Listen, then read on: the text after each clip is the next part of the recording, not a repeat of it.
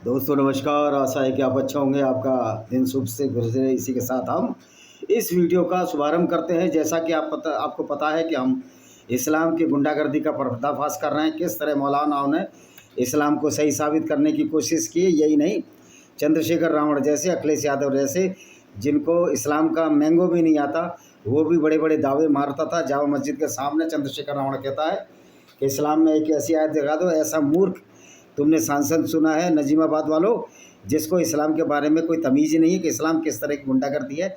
और मज़े की बात है, ये हम इनकी किताबों से ही बताते हैं। कल एक लड़के ने कमेंट किया कि ये जो आप बता रहे हो जानवरों के लिए है। हाँ, तो जानवर तो है, इस्लाम को मानने वाले जानवर ही तो हैं, क्योंकि वही लोग इस्लाम को मानकर गैर मुस्लिमों को कत्ल करते हैं। तो इंसानियत तो इस्लाम में दूर दूर तक नहीं है। तो उन जानवरों को थोड़ी अकल आ जाए, यही तो हम बताते हैं। और मज़े की बात है, वो कमेंट कर रहा था कि आप इस्लाम के बारे में क्या जानते हो भाई मूर्ख, तेने सिद्ध कर दिया है कि तू पागल है और मूर्ख भी है। हम इस्लाम की उन हदीसों को ही तो बता रहे हैं, जो आपकी किताब में लिखा है वही तो बता रहे हैं। तो ऐसे कमेंट करने से पहले सोचें। आपकी मूर्खता जाहिर होती है, आपका नौसिखियापन जाहिर होता है, और आपकी इसमें बेइज्जती भी होती है, क्योंकि जैसा पैगंबर वैसी ही पैदावार। और ये चला आ रहा है पागलपन का दौर। इस्लाम के नाम पर पाकिस्तानियों को देखो लोग किस तरह बोलते हैं, हमारे पास बम है। वही बम मारोगे तो तुम्हें अल्लाह नहीं बचाएगा। अल्लाह तो उनको भी नहीं बचा पाया, जब मोहम्मद को नहीं बचा पाया तो तुमको क्या बचाएगा। तो अब इसी की श्रृंखला की कड़ी में जो सही मुस्लिम, जो कि बुखारी की सही मुस्लिम, बुखारी अलग है, सही मुस्लिम की हदीस है जो कि मोहम्मद के क्रियाकलापों का वर्णन करती है, उसके बारे में आइए चर्चा करते हैं। उस बुक संख्या 19 ही है, जैसा आपको पता है बुक संख्या 19 ही चल रही है। और हदीस संख्या है 4453। अनस से वर्णित है, अनस एक मोहम्मद का साथी से वर्णित है, हुनैन के दिन सुलैम ने अपने पास में खंजर निकाला। सुलैम ने खंजर निकाला, यानी चाकू निकाला। अभी तलहा ने उसे देखा, कहा अल्लाह के रसूल, यह सुलैम है, वह खंजर पकड़े हुए है। अल्लाह के रसूल, उस पर लानत हो। इसमें लिखा शांति हो, मेरी तरफ से उस पर लानत हो। ने उससे पूछा, तुम इस खंजर को किस लिए पकड़े हो? उसने कहा, मैंने इसलिए उठाया ताकि मैं अपने पास आने वाले किसी गैर मुस्लिम का पेट फाड़ सकूं। तो ये खंजर इसलिए तो चलाते हैं, इनका पैगंबर ही खंजर चला रहा था, उनके साथ ही चला रहे थे। टोटल चाकूबाजी, गुंडागर्दी, गली के सौदे जैसी गुंडागर्दी मोहम्मद की विचारधारा मानने वाले और मोहम्मद ने खुद की। अल्लाह के रसूल, उस पर लानत हो। इन शब्दों को सुनकर मुस्कुराने लगे। उन्होंने कहा, अल्लाह के रसूल, उन सभी लोगों को मार डालो हमारे अलावा जिन्हें आपने मक्का की विजय के दिन स्वतंत्र घोषित किया। उन्होंने इस्लाम स्वीकार कर लिया, क्योंकि वो आपके हाथों पराजित हुए थे, और इस प्रकार उनका इस्लाम भरोसेमंद नहीं है। हारने के बाद इस्लाम लिया कर भरोसेमंद नहीं है। अल्लाह के रसूल, उस पर लानत हो। अल्लाह मुशरिकों की शरारतों के खिलाफ काफ़ी है और हमारे प्रति दयालु होगा, इसलिए आपको खंजर ले जाने की जरूरत नहीं है, क्योंकि मोहम्मद का कबीला था वो, इसलिए उसको छोड़ दिया। पुस्तक संख्या 19 संख्या 44 क्या कहती है? अनस बिन मलिक से वर्णित है कि अल्लाह के रसूल के युद्ध में जाने पर सल्म एक लड़की थी। अंसार की कुछ अन्य महिलाओं के साथ जाने की अनुमति थी। वे सैनिकों को पानी पिलाती थी और घायलों का इलाज करती थी, और बच्चे कच्ची उनकी इंटरकोर्स भी करवाती थी, क्योंकि जब मोहम्मद युद्ध में लूटी औरतों से इंटरकोर्स और रैप करता था तो वो तो उसकी अपनी औरतें थीं। पुस्तक संख्या 19 संख्या 4455 अनस बी के मलिक के अधिकार से वर्णित है। उन्होंने कहा, उबूद के दिन, उबूद नहीं उहूद है, कुछ दिन लोग पराजित होने के कारण पवित्र पैगंबर को छोड़ दिया, क्योंकि उहूद एक ऐसी लड़ाई थी जिसमें मोहम्मद के दोनों दांत तोड़ दिए गए सामने के, और अल्लाह बचाने नहीं आया। मोहम्मद लोगों को बेवकूफ़ नहीं बना सका, क्योंकि जब और जगह जीतता था तो ये मोहम्मद कहता था अल्लाह के फरिश्ते आ रहे हैं। लेकिन उहूद की लड़ाई में ये जब हार गया तो इसने बोला ही नहीं कि अल्लाह के कोई फरिश्ते आए, ना अल्लाह ने कोई फरिश्ते भेजे। ये सारा झूठ और फ्रॉड मोहम्मद का फैलाया हुआ था, जिसकी आज पोल खुल रही है। तो पराजित होने के कारण छोड़ दिया, लेकिन अबू तला उनके सामने एक ढाल के साथ उन्हें कवर करते हुए खड़ा था। अबू तला एक शक्तिशाली तीरंदाज था, जिसने उस दिन 2 या 3 धनुष तोड़ दिए। जब कोई आदमी तीरों से भरा तरकस लेकर गुजरता तो वह कहता, उन्हें अबू तला के लिए छोड़ दो। वह जब भी पवित्र पैगंबर, अपवित्र पैगंबर, उस पर लानत होने लोगों को देखने के लिए अपना सर उठाया।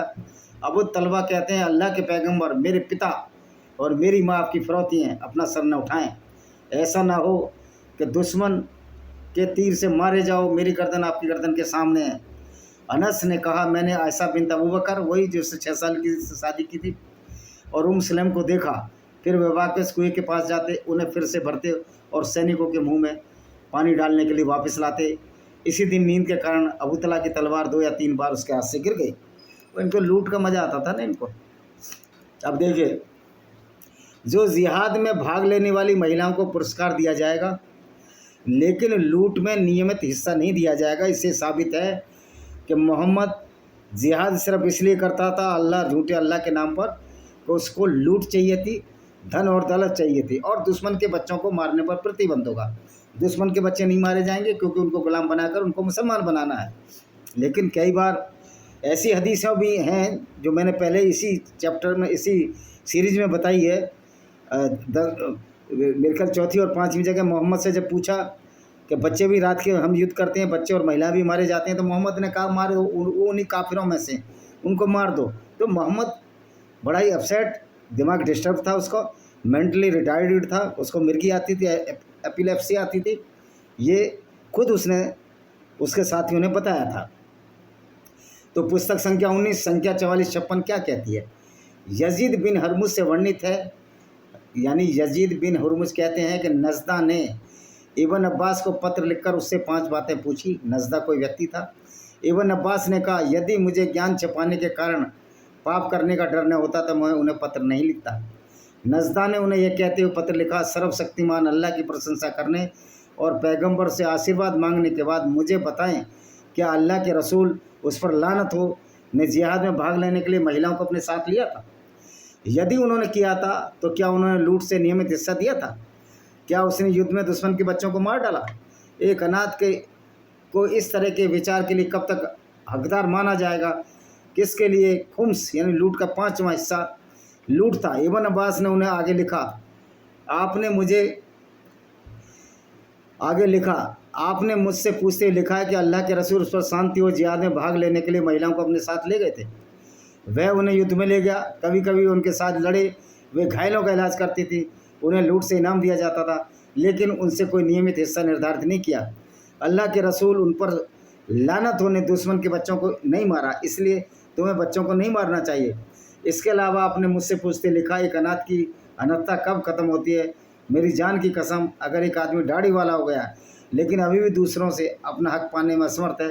तुमने खुम्स के बारे में पूछा, वह किसके लिए है? इस संबंध में अल्लाह के रसूल के रिश्तेदार कहा करते थे हमारे लिए, लेकिन उन लोगों बनु उमैया ने इसका खंडन किया है। यानी लूटते थे तो रिश्ते, अब लूट के माल पर तो सभी दावे करते हैं, तो मोहम्मद के भी रिश्तेदार कहते थे कि ये हमारे लिए है, लेकिन अल्लाह के रसूल ने कहा नहीं, ये तुम्हारे लिए नहीं है, ये उन लोगों के लिए जो गरीब हैं और जो मुसलमानों के बच्चे युद्ध में मारे जाते हैं, और जो गरीब मुसलमान मारे जाते हैं उनके लिए है। और युद्ध में इसलिए मारे जाते थे कि लूटते थे। पुस्तक संख्या 19 संख्या 4457 क्या कहती है? इस रवायत को खेल अधिकारी यजीद बी हुरमुस खेल सिखाता हो ने प्रसारकों की एक अलग श्रृंखला के माध्यम से वर्णित किया है, जिसमें नज़दा द्वारा इब्न अब्बास के लिखे पत्र में उठाए बिंदुओं में से एक के स्पेसिफिक निम्नलिखित अंतर है।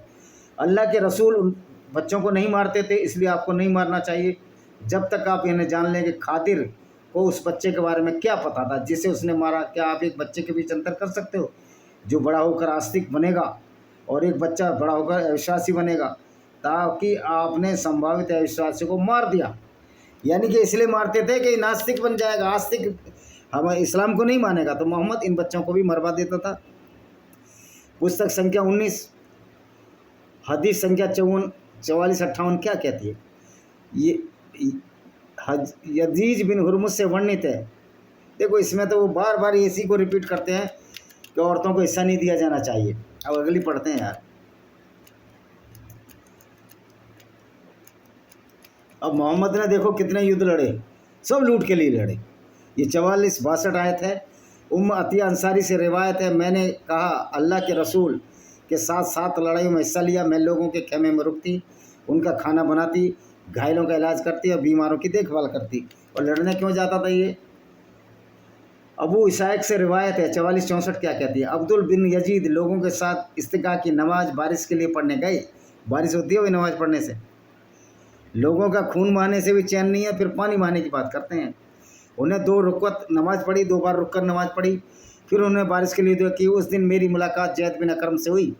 उस समय मेरे उनके बीच सिर्फ एक आदमी था। मैंने उनसे पूछा, अल्लाह के रसूल ने कितने सैन्य अभियान किए? उन्होंने कहा 19 अभियान, कहीं ज़्यादा भी बताते हैं। मैंने उनसे पूछा, आप उनके कितने अभियानों में गए? उन्होंने कहा 17 अभियानों में। मैंने पूछा, उन्होंने पहला अभियान कौन सा था जिसका नेतृत्व किया? उन्होंने उत्तर दिया, जतुल उसेर या उसायर। अब ये है ऊद की लड़ाई का, देखते हैं ऊद की लड़ाई दे रखी है इसमें। अच्छा जी,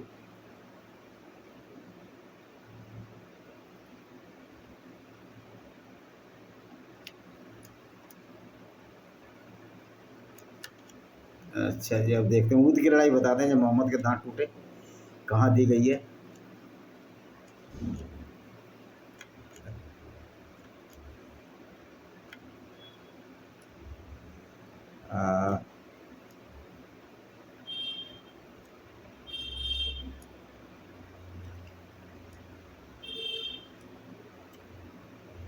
खैबर की भी बता दिया आपको। तो दोस्तों ये पूरी हदीस होती है, लेकिन कुछ विषय हैं इसमें जो हम बताना चाहते हैं आपको कि मोहम्मद ने एक औरत किरफा को, जो कि यहूदी औरत थी, उसको 2 ऊँटों के बीच में बांध दिया। यानी एक पैर दायां पैर दाएं ऊँट के पास, बायां पैर दूसरे ऊँट के साथ बांध दिया और दोनों ऊँटों को विपरीत दिशा में दौड़ा दिया, जिससे कि वो उसकी हत्या हो गई और वो 2 टुकड़ों में उसका शरीर बच गया और जो बचा हुआ सर था उसको काटकर मोहम्मद के सामने पेश किया गया। तो ये इस तरह का मोहम्मद था, ये निकम्मा मोहम्मद था इसी तरह का। तो आपने देखा कि किस तरह इस्लाम में जिहाद का मतलब सिर्फ़ और सिर्फ, इस्लाम में जिहाद का मतलब है माल लूटना, और खुम्स जो उसका 20वां हिस्सा था वो मोहम्मद खुद रखता था, 5वां हिस्सा, और 5वां हिस्सा गरीबों में, और 5वां हिस्सा 20% और 20% जो गरीबों में बांटा जाता था वो भी मुसलमानों में, और 20% हिस्सा ये सैनिकों में बांट लेता था। और युद्ध में कोई लूट के माल में महिलाओं को हिस्सा नहीं मिलता था। तो ये थी इसकी सही मुस्लिम की हदीस। इसके खास खास बिंदु आपको बताए कि किस तरह मोहम्मद का सिर्फ और सिर्फ काम लूटना था, लूटने के सिवाय उसका कोई काम नहीं था। और जब वो लूटता था तो बड़े ही अनमने तरीके से और बड़े ही विभत्स तरीके से हाथ पैर बांधकर लोगों को लूटता था। तैफ की लड़ाई में भी इसने यही किया, बद्र की लड़ाई में भी इसने यही किया। और ये जो संधि करता था मोहम्मद, ये वचन नहीं निभाता था। होता क्या था, जब इसको लगता था कि मेरे पास पैसे की कमी है तो ये फिर लूटने चल देता था। इसी प्रकार बनु कुरैजा के कबीले ने मोहम्मद का साथ नहीं दिया, कह रहा हम तेरी लूट में साथ नहीं दे सकते, तो उसने उस कबीले पर अटैक कर दिया। तो आइए देखते हैं उहद की लड़ाई, जब मोहम्मद की ज़बरदस्त पिटाई हुई। और मज़े की बात है, उहद की लड़ाई में मोहम्मद ने, अल्लाह ने कोई फरिश्ता नहीं भेजा, वैसे तो इसके फरिश्ते की लाइन लगी रहती थी। जब ये युद्ध जीत जाता था कहता था फरिश्ते आ गए, तुम 313 मुसलमान नहीं थे जो पहला युद्ध लड़ा, 3000 फरिश्ते भी थे। लेकिन वो फरिश्ते कहाँ चले गए जब ये मोहम्मद उहद की लड़ाई में इसके 2 दांत तोड़े? उसके फरिश्ते कहाँ चले गए? आइए इसी हदीस की चर्चा करते हैं। पुस्तक संख्या 19 संख्या 44-13 क्या कहती है? अनस बी मलिक के अधिकार से वर्णित है, जब दुश्मन ऊपरी हाथ में आ गया यानी पावर पे आ गया, उहद की लड़ाई के दिन अल्लाह के रसूल उस पर लानत हो के पास अंसार के केवल 7 आदमी थे और कुरैश के 2 आदमी बचे, यानी इतने लोग मार दिए। जब दुश्मन आपकी ओर बढ़ा, आपको दबा दिया, तो आपने कहा जो कोई भी हमें उनसे दूर करेगा वह स्वर्ग प्राप्त करेगा या स्वर्ग में मेरा साथी होगा। यानी मोहम्मद डर गया। जान की वजह से अच्छे डरते हैं, मोहम्मद क्या अल्लाह भी डरेगा अगर अल्लाह होता। अंसार का एक आदमी आगे आया और दुश्मन से लड़ा जब तक वह नहीं मारा गया। तब दुश्मन आगे बढ़े और फिर उससे दबा दिया गया। उसने शब्द दोहराए, जो भी कोई हमें उनसे दूर करेगा वह स्वर्ग प्राप्त करेगा और स्वर्ग में मेरा साथी होगा। अंसार का एक आदमी आया और जब तक लड़ा जब तक वह मारा नहीं गया, और तब तक जारी रही जब तक 7 अंसार एक के बाद एक नहीं मारे गए। और उसके बाद मोहम्मद के सामने के दांत टूट गए। इससे अब्दुल बिन अबू हाजिम ने वर्णित किया है, जिन्होंने अपने पिता अबू हाजिम से सीखा था। उसके पिता ने उसको बताया था कि मोहम्मद के साथ क्या हुआ था। बाद में उन्होंने साहल बिन साद से सुना और बाद में साहल बिन साद से सुना, यानी कंफर्म हो गया, पिता ने भी बताया। जिसने अल्लाह के रसूल उस पर लानत हो को उहद की लड़ाई के दिन लगी चोट के बारे में पूछा था, उन्होंने कहा अल्लाह के रसूल उन पर शांति हो, उस पर लानत हो, दुनिया में शांति फैला गया। का चेहरा घायल हो गया था, उनके सामने के दांत टूट गए, उसका हेलमेट कुचल गया। जो बाहर हेलमेट ये नहीं स्कूटर वाले नहीं, जो बख्तरबंद का हेलमेट होता था लोहे का। अल्लाह के रसूल उस पर शांति हो, उनकी बेटी फातिमा उनके सिर से खून धो रही थी और अभी बिन अबू तालिब एक ढाल से उस पर पानी डाल रहे थे, जो मोहम्मद का दामाद भी था और चचेरा भाई भी था। इनके रिश्तों में यही होता है। फातिमा ने देखा पानी जिस्म में डालने से खून बह रहा, तो उसने चटाई का एक टुकड़ा लिया और उसे जब तक जलाया जब राख नहीं होगा। उसने राख को घाव पर लगाया और खून बहना बंद हो गया। तो ये 44:15 क्या कहती है? अबू हाजिम ने सहल बिन साद से सुना, उन्होंने अल्लाह के रसूल की चोट के बारे में पूछा। उन्होंने कहा अल्लाह की कसम मैं उस व्यक्ति को जानता हूँ जिसने अल्लाह के रसूल के घाव को दिया, उस पर पानी डाला और घाव का इलाज किस चीज़ से किया। फिर सहल ने वही रियायत बयान की जो अल अज़्र ने बयान की थी, सिवाय उसके कि उन्होंने ये सब जोड़े। उसका चेहरा घायल हो गया था और हुसीमत की जगह कुसरत यानी वो टूट गया था, इस्तेमाल किया भाई, उसके दांत टूट गए थे। अब ये बताइए, मोहम्मद को अल्लाह पर इतना विश्वास था, लेकिन अल्लाह उसकी मदद करने नहीं आया। और जहाँ ये मोहम्मद लड़ाई जीतता था, कह रहा हमारे साथ तो फरिश्ते भी लड़ रहे थे। तो क्या फरिश्ते भांग पीकर सो गए थे? क्या अल्लाह को नींद आ गई थी? या अल्लाह नशा करता है इस्लाम का? निश्चित तौर पर अल्लाह नाम की कोई चीज़ नहीं थी और कोई फरिश्ते वरिश्ते नहीं थे। ये झूठ और